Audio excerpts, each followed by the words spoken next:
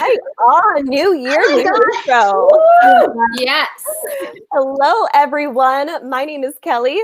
And I'm Roni. I'm Hailey. I'm Annie.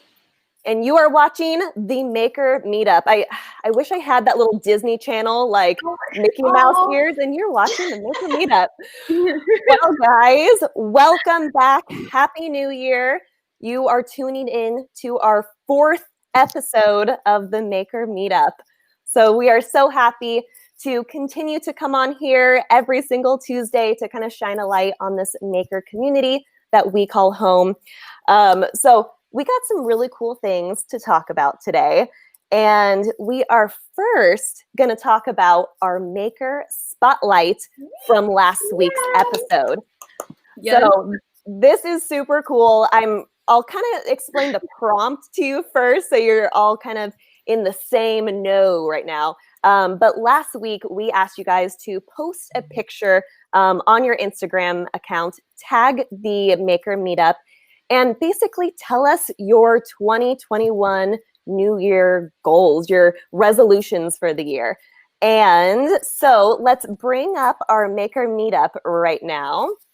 Let's see here. I think it will be coming up soon, possibly. Well, if it doesn't come up right, here we go. So this beautiful artist right here, her name is Lisa Marie from Lisa Marie Art and Design, art design, I should say. I thought this piece was so awesome, and I absolutely loved her caption. So I'm going to read it to you real quick in case it's like super small print for you. But she says, crazy how a year like this past one can not only change a person, but can change our entire world. In many ways, 2020 forced us to reset, to slow down, be still. It forced us to look around, really look around, and then look within.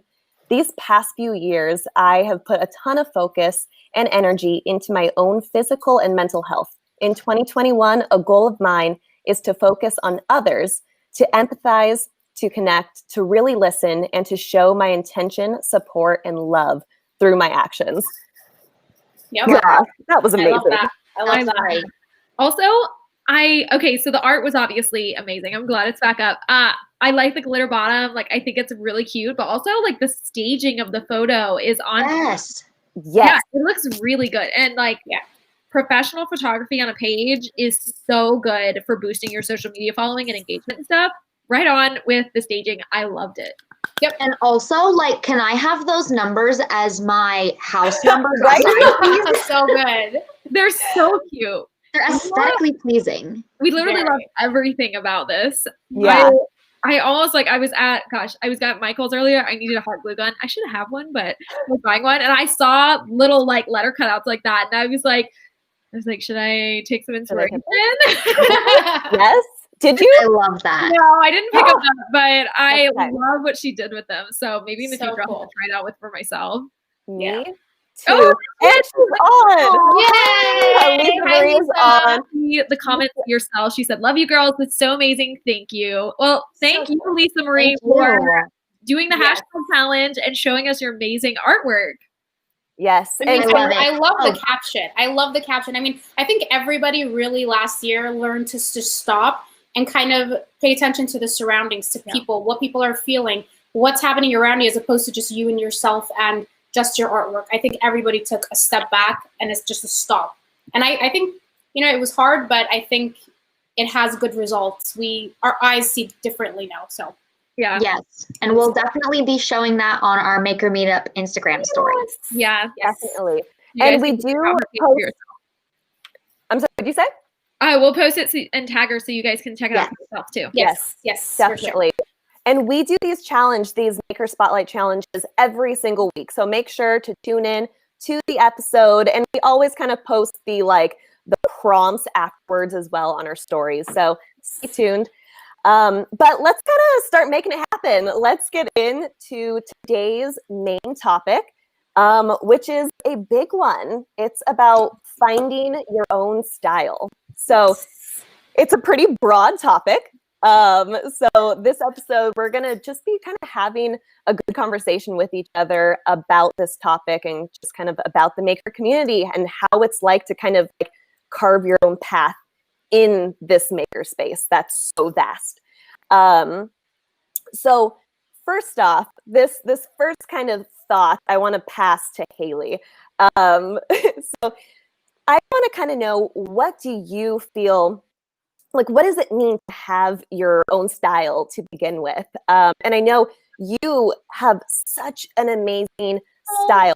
All of your social media platforms, like I can immediately tell that it's you with your color palette and everything. Anyways, Hailey, I'm going to pass it off to you. I'd love to kind of know more.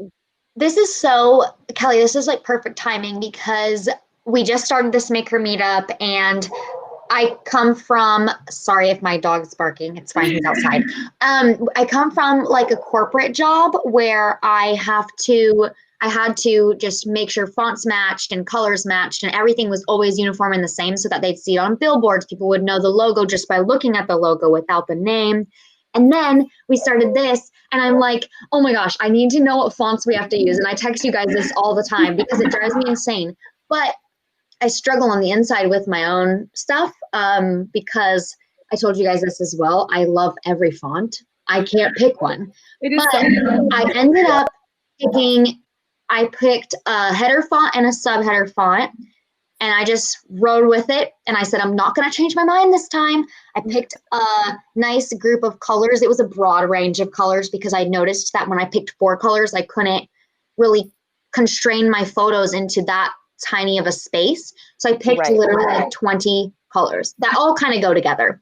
And so to find your own style, I would say just make what you love and then lay it all out and look at it. Take a step back, look at it, and just kind of see how it looks. And if it looks like you and you feel like you see yourself in your work, then that's kind of how I found mine. And it was by letting go of that thought that I had to follow like what everybody was doing or how everybody was laying their stuff out. Really neutral colors are in like right now. And sometimes I'm like, oh my gosh, I love neutral colors, but like I do love them, but it's not me, right? It's really not, at least until I evolve if I ever get that way. But I really like also Roni's style because it's very consistent. Like I know what to expect from her and I know how good it's going to be. And I'm excited to see the next one, you know? And it's different because yours, I feel like I'm chaotic. Like there's videos, there's pictures of me, there's dog, there's beach, there's art. But you're like, here's my art and this is what it is. And so I wanted to kind of ask you about that as well. Yeah, I love, okay, so like I feel like when you're asking someone like, what's your style or whatever, it's so broad. Like, so when I'm thinking of Hailey's like style, I know that you had the birthstone collection that was very different from your ocean collection. And like you've experimented with a lot of different stuff. But if I see something, I know it's yours because of the color palette you're using and the fonts and stuff like that. So like, I wouldn't even say that your style is confined to like one type of art. It's more of an aesthetic that your page is, which is 100% finding your own style. Like that totally counts as your style. And then on my end, like for my page, I mainly just post my ocean art and like that's like my style and stuff like that. So like it can be super broad. And I know for the viewers that are watching, you guys probably feel the same way. Like when you started, I'm sure you were like, I don't know how to find my own style. And there's that like kind of wiggle room where you get to figure it out and then maybe you settle on one, maybe you hop around. I would love if you guys would like comment and let us know if you found your style, if like if that's an aesthetic for you or if that's a specific type of art. Like let us know. We would love to see it in the comments. But for me, I think that my style and my art style versus my personality style are different. So my art style is like beachy, ocean. I love my blues. Like that's where I see the best. So I love that. But then also I think that people see a consistency in my page of I'm going to be authentic and I like to promote good mental health and like talking about like I'm on antidepressants and like every month when I go pick up my prescription, I like talk about it in my story and try to like destigmatize mental health, like stuff like that. And so I think a part of my style is like standing up for things I believe in and being authentic with my followers and real and just kind of like being very face fronting. So my style artistically and my style personality wise can be like picked up on. Yeah, and I love that, because when we talk about our style, it's not just what we create. You know what I mean? Mhm. It's us as a whole. I agree. Yeah, It's your and personality. yeah, and Ani, like I will look at your pieces, your page, and it screams Ani. And like Yeah. you create so many, Yeah. you have such a broad variety of pieces that you create, but I can look at them and I'm like, oh yeah, that's 100% Yeah. Ani. Yeah, me too. I can see that. Yeah, so Roni was saying like her personality and her style can be a little bit different. With me, it's like I do different things and it depends on my personality. If I'm having a good week or a good day, my colors are brighter and more fun and whatever, or the wig comes out, you know? But like if the blue comes out. But Roni can see it really good today. She can see I know, your hair. Roni, Like, I have this one for you. But you know, like there's certain times when like if I'm going through something, if I'm like heartbroken or like, you know, I'm having a hard time at home or I'm not, you know, something's going on with me, like my pieces get a lot more simple. It's not as glittery. It's not as strong. And like you can super see that in my work. And with my style, like Kelly, like you said, it's like I do a lot of different things, but I feel like my style really is there in everything. It's the same. Yeah. I think definitely when your stuff comes up like on my feed, even before I see Annie's art studio, like I can tell it's yours. It's the crazy, like you can see like the crazy in my pieces. Like energy. It's energy. Not crazy in a bad way, but like it's like a lot. I feel like sometimes I look at my page and I'm like, damn, Gina, like you're doing a lot. Like it's everything is like a lot, but it works. But it works. It works. But you are a good lot, like in a good way. You know what I mean? Like you love your personality and your enthusiasm and your energy and how you just put it all out there, and that's what you do, and you put it all into your art. Yeah, I feel like it's a lot, but I contain it in one project. Yeah, you know what I mean? So it's not like everywhere, but it's like here's a lot right over here. Okay, I'll see you tomorrow. And then I just saw a comment right now from Sorrel Designs. She says, I totally struggle with this. I am all over the place with my look. You all definitely have individual style and looks. I follow her and she has awesome stuff. That's awesome. I struggled with it when I first started. And I think probably we all did. Yeah. But it's also not something where I think when people say like, hey, you need to hone in your style, we kind of internalize this pressure to like pick one thing, be the best at it and stay there. And like, that's not it. Picking your style is really just like picking who you want to be as your like marketable self to the art community. Like it doesn't have to be that you're doing one type of art, one medium, one style of art. It has to be just like, I think it's more so honing in on the consistency of like the vibe, if that makes sense. I think that's a good I agree. Like the vibe. And then, so still on this topic, I kind of want to hear your guys' thoughts. I'm going to actually direct this one to Roni. But how do you feel? I know I still don't get the whole left and right. I do it. We have to do opposite. So anyways, this one I'm going to be directing to Roni.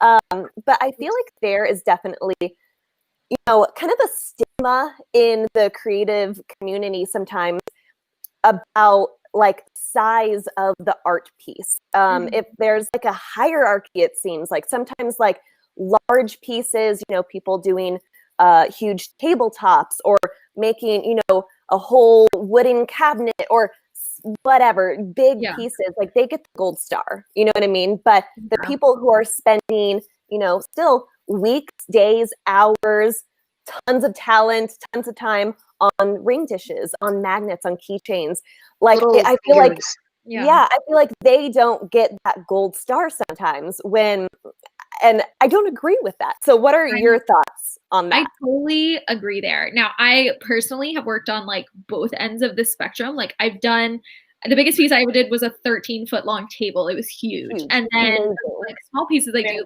I've made little like trinket dishes or like little casting like gummy bears, like tiny pieces. And it's so true that the bigger pieces always get the more attention, which is totally unfair because sometimes like on the little pieces, I have worked so much harder. Yes, yes, I completely agree. Yeah. And I will say, I don't think that there's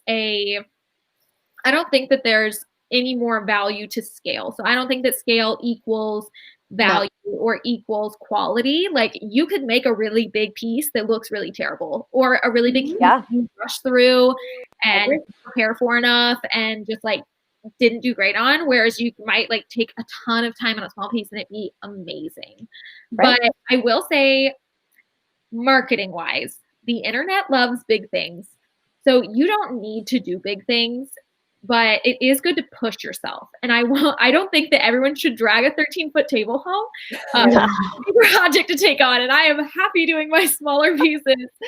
But if you're doing the small things, maybe push yourself to like be the best at that small thing, because it's as valuable as the big thing. It puts people put work like 40 hours into like little wooden figurines that they shape. Yeah. But then they don't say how hard they worked on it. And so remember to say how much work you put into it, and just maybe a behind the scenes video or something, because people love to see how much effort you really did to make something look so beautiful. When I make my pyramids, you guys know this. It takes a week and a half sometimes, depending on what resin you're using, because you need to do that in layers. Some of them have like 18 layers, and I have my price on them. My prices are my own. Everyone can price their items however they like, but I used to have people that would come to me and really be upset about the price of that, and I would say, okay, well, it has 18 layers. It's basically a sculpture. It has crystal clear resin in the middle. It has so many layers. It has like the centerpiece inside, or so much work. But then when I explain the hours, the layers, the work, the material, I think people are like, oh my God, you should charge so much more. So like, just like what Hailey said, you should always, I think whenever, like a marketing tip, again, to add on to what Roni was saying, is whenever you have something for sale, also add the hours, like what kind of process you had. You don't have to explain every single step, but like, the materials you used, how many hours it took you, if it took you a week and a half, 2 weeks, whatever it is, it helps a lot for people to understand, because not everybody makes art like you. So yeah, absolutely. And like, I have sorry, go on, Roni. Go ahead. Well, I was going to say, I have a question for everyone watching right now. If you worked on a piece, I want to know the piece that took the longest. So in the comments, write in there what you made and how long it took you to make, or how many layers it was. Yes, and the medium that you used. If it was yarn, wood, epoxy, painting. Love it. And I'll also say that, like, since I work on both ends of the scale, I still do big projects. I still do my tiny projects. I will say there's the same amount of work for me. Yes. So like on the days that I'm doing the big pieces, it's usually all I'm doing. And on the days I'm doing the small pieces, I might be doing multiple, but that's the same hours in a work day for me. And I'm usually using the same amount of product. Now I'm working on multiple pieces, but it doesn't mean that I'm not like putting my all into them just as much as I am the big piece. Can I ask you guys something? Don't you sometimes find that smaller pieces are harder to work on? Oh my God. Oh my God. It drives me nuts. My students in my art classes that I do, the virtual ones, I like Ryan over here on their comments. He was in my class, and it is so hard. Kelly is the best at small stuff. So good. Forget it. I'm not the cup. When I have to do like small ocean things, I cannot. Like when I find it so much easier to lace on something that's a little bit bigger. When something is small, it goes flying. Everything is everywhere. It's like it's just too much. No, just no. So sometimes it's really hard to make something small look like just so amazing. Okay, yeah, Ryan was talking about the model van that he was doing and all the really detailed work he was doing with painting and gluing and stuff. Somebody else said a wine barrel, gas fire. Oh my gosh, that sounds so cool. With a table ring. Okay, that sounds awesome, Tom. I would love it if you would like post that on your story and hashtag us. Yes. Tag us so we can see it later. I love wine.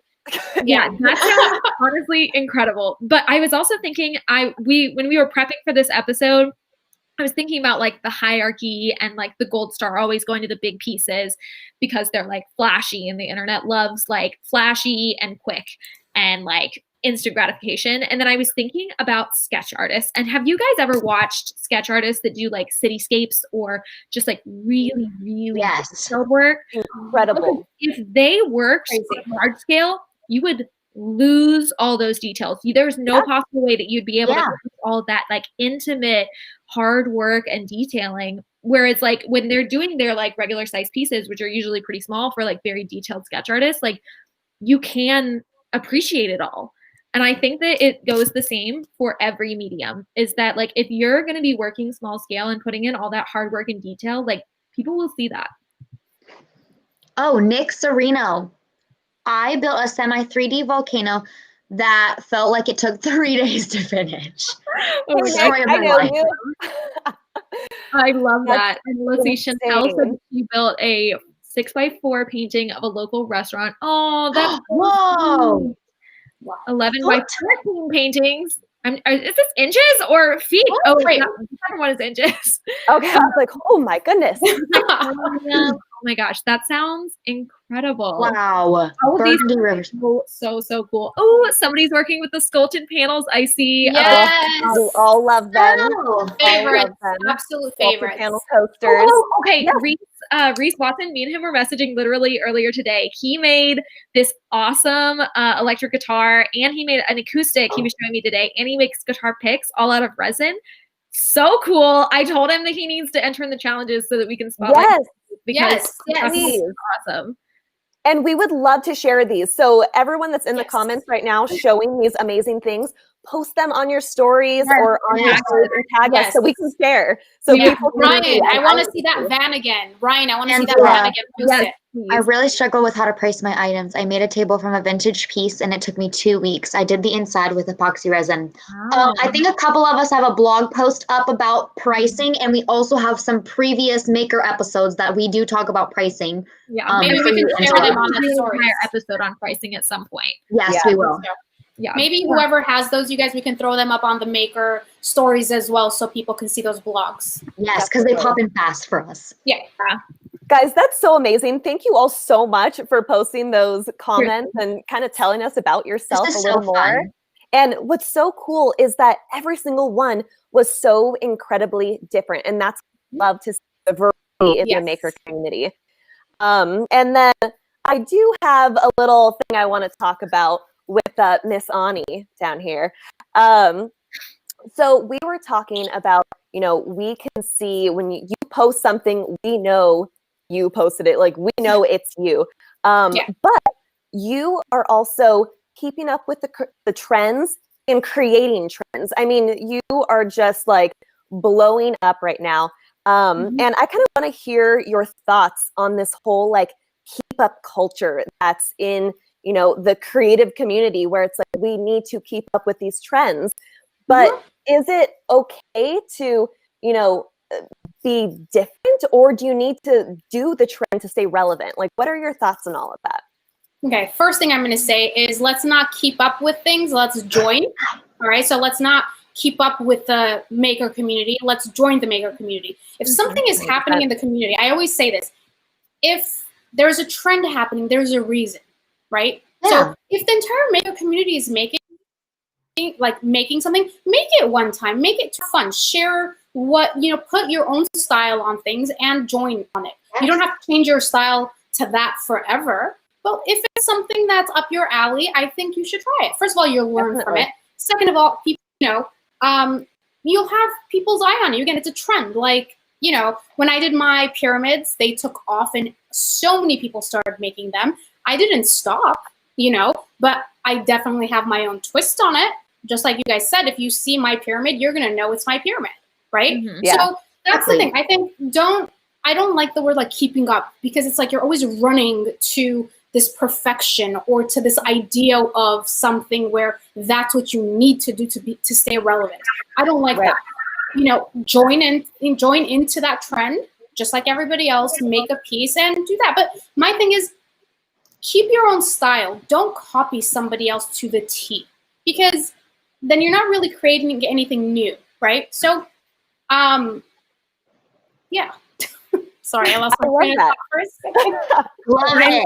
No, but right now, my dominoes are just going crazy. Yeah. I mean, and Those the are thing so is, you know, fun. everyone's asking me, where are the molds from? Where's like the tools that you use? They're on my Amazon storefront. I put them there. I share the link. I tell people, here you go. Yeah. You know what I mean? So if it's going to be a trend, do it. And the thing is, I didn't Yeah. invent the trend.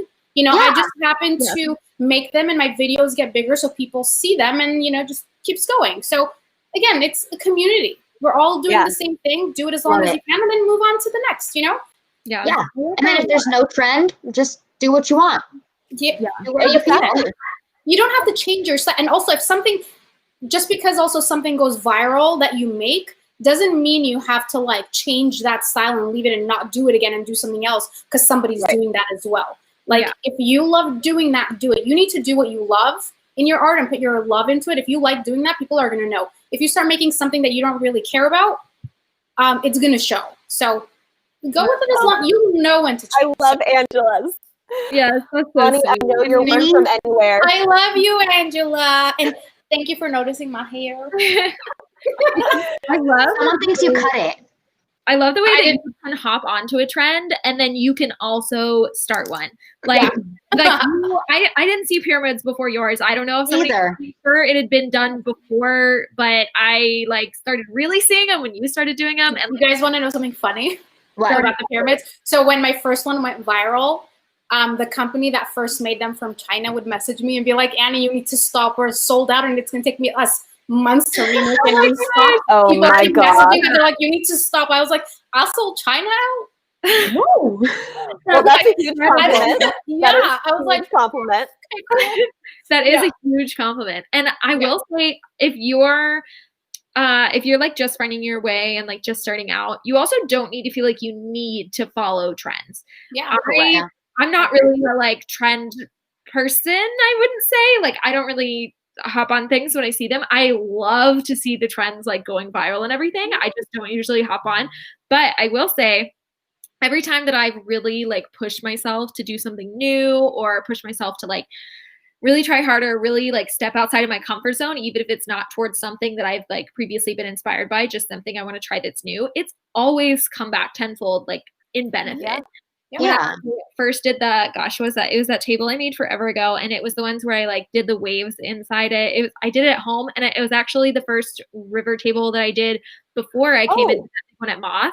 Wait, did your dad help you make the table? Yes. I remember that. Oh, I remember that. Yeah. And it was, at that point, I hadn't seen tables like that. So like, that was just something I wanted to try. And like, it blew up. Like that was, so I had like a few viral videos on TikTok, but that was the one that really started boosting my following a lot.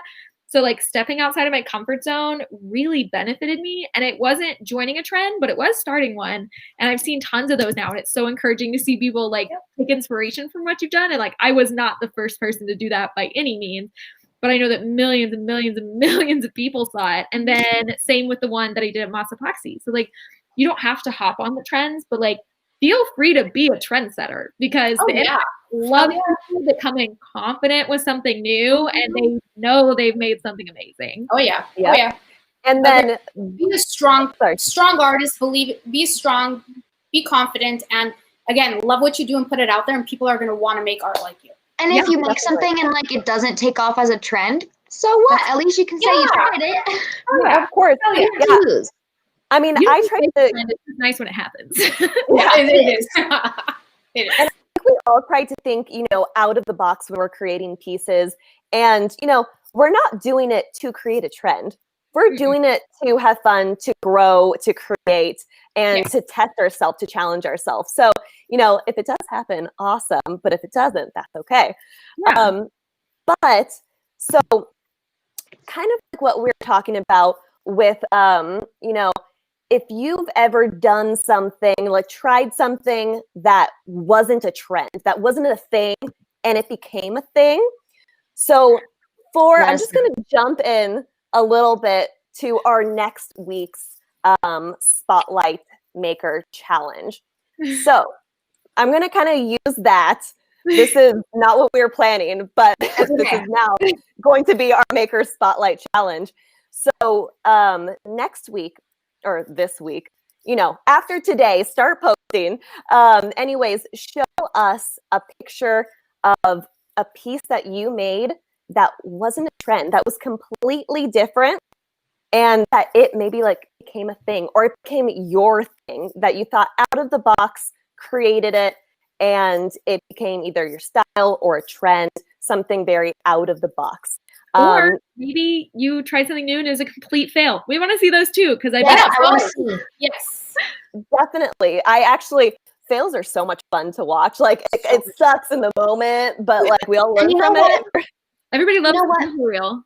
I have one that I tried this past few days, and I will post it tomorrow.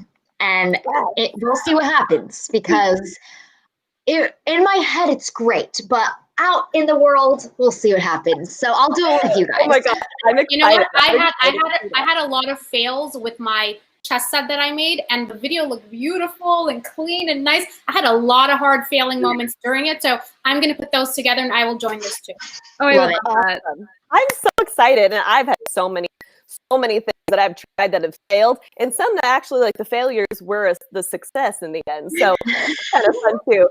So for next week's Spotlight Challenge, please post something that you really didn't see before. You tried it, and you could either fail or it could be a success. But if you had fun, show us. Make sure to use the hashtag #TheMakerMeetup in the caption, and tell us about the story behind it in the caption. So tell us either how it was a success, how it failed.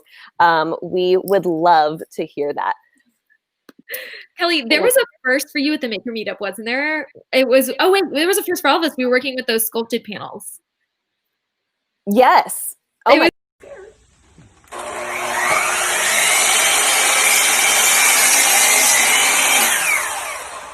I did it! I did a thing! Oh, that was fun. I remember that. I was terrified to use that thing. Oh my god! I completely forgot about that video. That was definitely a first. What? Oh my gosh, don't we all remember our first time working with power tools and being terrified? Yes. I didn't know what to do. I was so scared. Oh man. You're like standing so far from it. It was so funny. Like, I didn't want it to cut me. Oh my god. Cheryl. Yeah, we should play.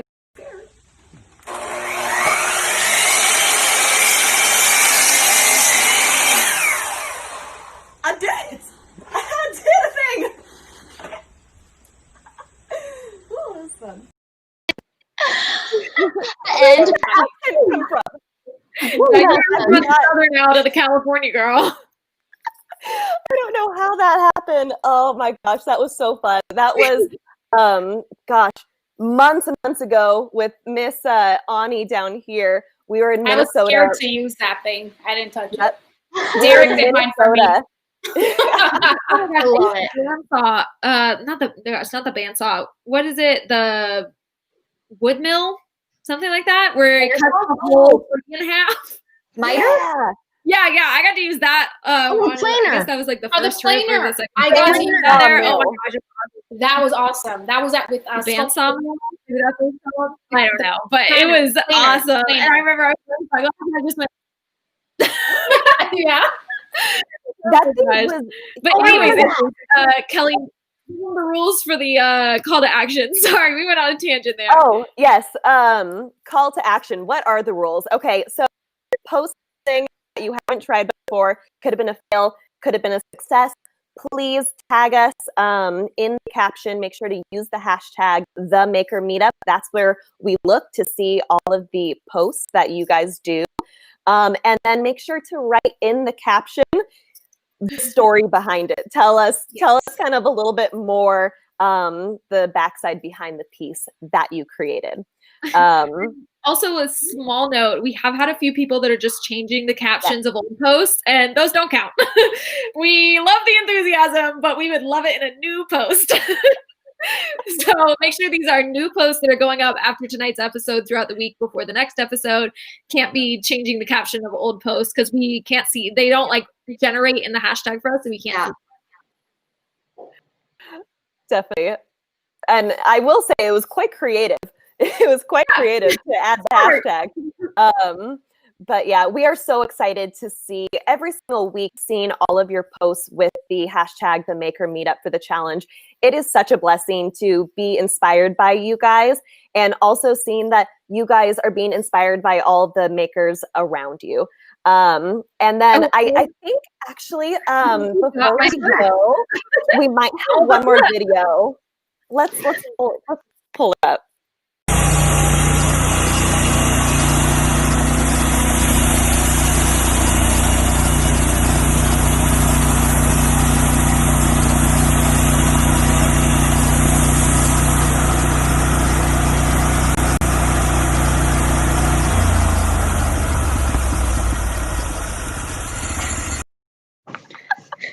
I just love, yes. Oh my gosh, that is amazing. I did to cut a tree in half, guys. That was amazing. I feel like that was like the perfect note to end this amazing fourth episode of the Maker Meetup. 4 episodes. You guys, we did this for a month. Happy anniversary! 1 month anniversary. Oh my gosh. Well, before we go, we will each sign off and let you know where to find us. Again, my name is Kelly. You can find me, oh my gosh, I pointed at the right direction. You can find me at KellyBelly62 on Instagram, or Creatively Kelly on TikTok and Instagram too. It's weird. Okay, Roni, you're up. You can find me, also pointed in the right direction, at rll.designs. And almost everywhere else you can find me just at Roni Langley, that's on YouTube, that's on TikTok. My website is Roni Langley. And I think that's all you can find me on. And Hailey. Hi. Bye, guys. You can find me at artist Hailey Nolan on Instagram and TikTok. And then my website is haileynolan.com. I also have some videos on Skillshare and a couple other platforms. And I have a Patreon. It's just Hailey Nolan. So you can find me there as well. And Annie. Oh, I pointed the right way. Yes, we're doing great. I got it too. Guys, I'm Annie from Annie's Art Studio. You can, anywhere you search me, Annie's Art Studio, you will find me. I'm on YouTube, on TikTok, on Instagram, on Facebook, all the good stuff. Thank you guys so much for joining. And thank you so much for your comments this week. Yes, thank you. Interactive comments. So thank you guys. We love talking to you guys. We love you to see all of these. Thank you guys so much. We will see you next week. See you Tuesday. Bye. Bye.